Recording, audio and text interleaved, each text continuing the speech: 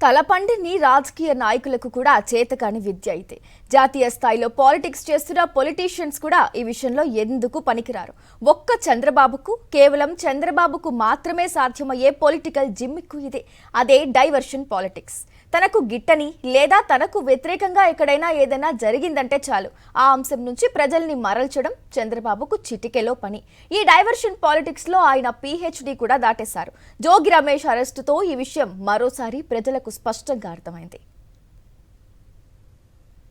ఉత్తరాంధ్ర చరిత్రలోనే కని విని ఎరగని తొక్కిసలాట జరిగింది. ఏకంగా 9 మంది భక్తులు ప్రాణాలు కోల్పోయారు. అభం శుభం తెలియని చిన్నారులు కూడా మృతుల్లో ఉన్నారు. తప్పు ప్రభుత్వానిదని క్లియర్ గా కనిపిస్తోంది. రాష్ట్ర ప్రజలంతా చంద్రబాబు నాయకత్వాన్ని, అధికార యంత్రాంగం అలసత్వాన్ని తిట్టిపోస్తున్నారు. మరి ఈ వ్యతిరేకత నుంచి తప్పించుకోవాలంటే ఏం చేయాలి? కాశీబుగ్గ తొక్కిసలాట ఘటన నుంచి ప్రజల దృష్టిని మరల్చడానికి ఏం చేయాలి?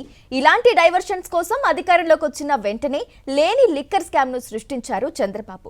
ఓవైపు అది నడుస్తుండగానే ఇప్పుడు నకిలీ మద్యం కేసును తెరపైకి తీసుకొచ్చారు. దీన్ని సాకుగా చూపిస్తూ వైఎస్ఆర్సీపీ సీనియర్ నేత మాజీ మంత్రి జోగి రమేష్ ను అరెస్టు చేయించారు. ఇలా చేయడం వల్ల ప్రజలంతా కాశీబుగ్గ తొక్కిసలాట ఘటనను మరచిపోయి నకిలీ మద్యం కేసుపై చర్చించుకుంటారు అనేది చంద్రబాబు ఆలోచన. ఓవైపు 2 తెలుగు రాష్ట్రాల్లో కాశీబుగ్గ తొక్కిసలాట ఘటన గురించే మాట్లాడుకుంటున్నారు. ఏ ఇద్దరు కలిసినా ఇదే చర్చ. చంద్రబాబు పాలనలో ఎందుకిలా జరుగుతోంది అనే డిస్కషన్. తిరుపతి నుంచి మొదలు పెడితే వయా సింహాచలం మీదుగా కాశీబుగ్గ వరకు అంతా చంద్రబాబు హయాంలోనే, చంద్రబాబు కళ్ల ముందే, చంద్రబాబు సాక్షిగా జరుగుతున్న తొక్కిసలాటలివి.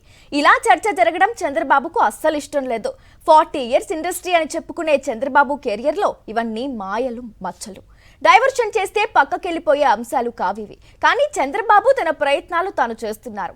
జోగి రమేష్ అరెస్ట్ ద్వారా ఎంతో కొంతమంది తన చేతలకు, మాటలకు డైవర్ట్ అయినా చాలు అనేది చంద్రబాబు ఆలోచన. నకిలీ మద్యం తయారీ వ్యవహారం చంద్రబాబు సర్కార్కు రాజకీయంగా తీవ్ర నష్టం కలిగించింది. సాక్ష్యాలు, వీడియోలతో సహా తెలుగుదేశం నేతలు దొరికిపోయిన పరిస్థితి.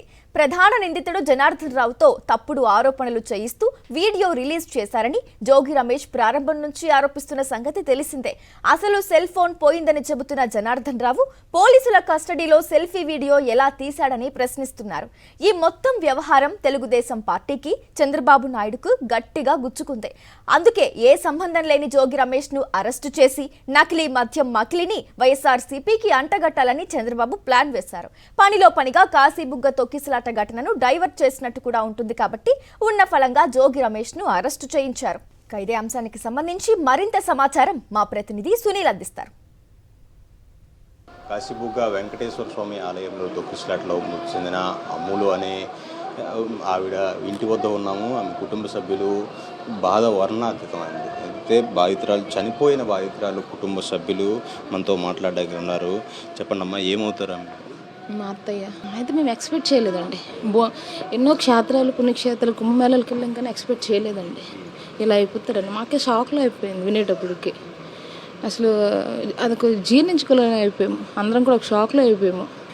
ఇలా వెళ్ళి సాయంత్రం కల్లా మరి కనిపించలేదు, మాయమైపోయారండి. అయినా అక్కడ అనడానికి అనలేదండి. అంటే గుడికి వెళ్ళిన తర్వాత నాని పడిపోయింది, కొడుతారు, అలా తొక్కేశారు. తెన్నాలు తొక్కేసారు, చాలా మూతి నుంచి అలా రక్తం వచ్చేసింది. మా గుడి దగ్గర రుద్రాభిషేకాలు చేసాం. అక్కడికి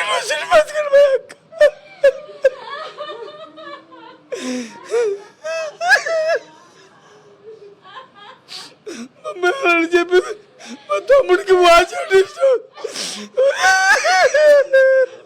మా అత్తయ్యనండి, మా అత్తయ్య దేవుడు అంటే పిచ్చి. ఎక్కడ ఏ గుళ్ళు కనిపించడం వదలదు. అలా ఆ గుళ్ళకి వెళ్ళిపోతారు. అలాగే తెల్లవారు ఆ గుడికి వెళ్ళింది, వచ్చి ఇంట్లో ఉండకుండా మళ్ళీ ఆ గుడికి వెళ్ళిందండి. ఇలాగ అయిపోయింది. మామూలుగా ఏం చేస్తారు, గుడికి వెళ్ళారని మాట్లాడే మా అత్తయ్య గుడికి వెళ్ళి అలాగే వెళ్ళిపోయింది. నాకు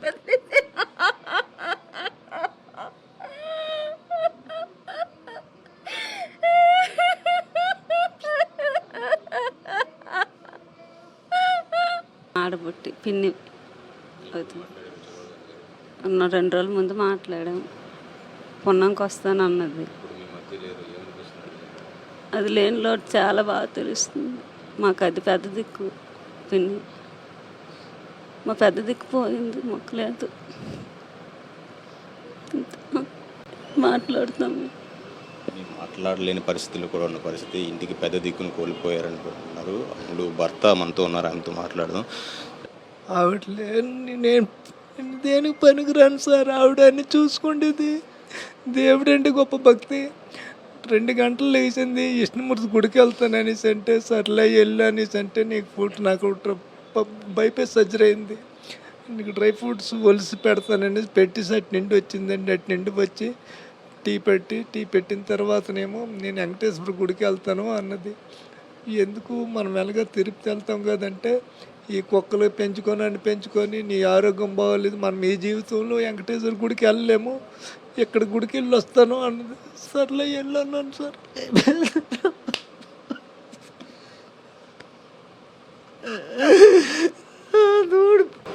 సభ్యులు బోధిస్తున్నారు. అయితే నిత్యం పూజల్లో ఉండేది, దేవుడంటే భక్తితో ఉండే మనిషి, దాంతోపాటు ఇంటికి పెద్ద దిక్కుగా ఉండే అమ్ములు ఇప్పుడు తమ మధ్య లేకపోవడం జీర్ణించుకోలేకపోతున్నామని, తమకు ఇప్పుడు ఓదార్చే నాదులే కూడా లేని కూడా ఇక్కడ కుటుంబ సభ్యులు చెప్తున్న పరిస్థితి.